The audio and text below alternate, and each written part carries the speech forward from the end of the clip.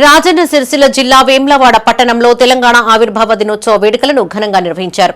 స్థానిక Telangana చౌక్లో BRS party ఆధ్వర్యంలో జరిగిన వేడుకల్లో నియోజకవర్గ ఇన్ఛార్జ్ చెల్మల లక్ష్మీనరసింహారావు జాతీయ జెండాను ఆవిష్కరించారు. అనంతరం పార్టీ నేతలతో కలిసి ప్రతిజ్ఞ చేశారు. తెలంగాణ అమరవీరుల త్యాగాలను కొనియాడారు. అంతకుముందు తెలంగాణ తల్లి విగ్రహానికి పూలమాల వేశారు.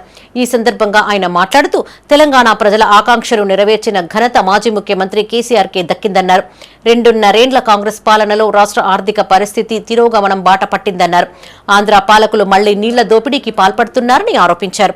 రేవంత్ సర్కార్ పాలనలో రైతులు అరిగోసపడుతున్నారని వాపోయారు.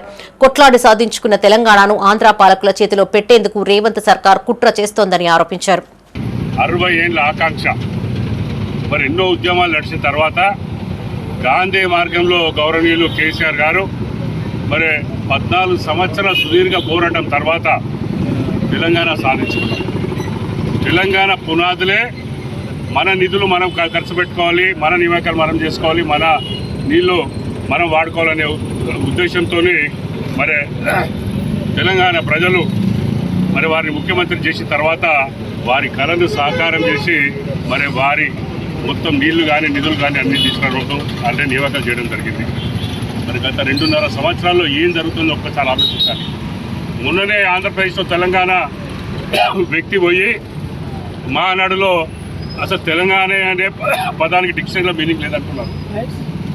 10 సంవత్సరాలు ఎవరైనా సాహసించరా అంటే మరి ఒక్క కాంగ్రెస్ నాయకుడు కూడా మరి దాని మీద మరి ఎవరు కూడా మరి ప్రకటన చేయలేదు, తప్పు అని ప్రకటన చేయలేదు.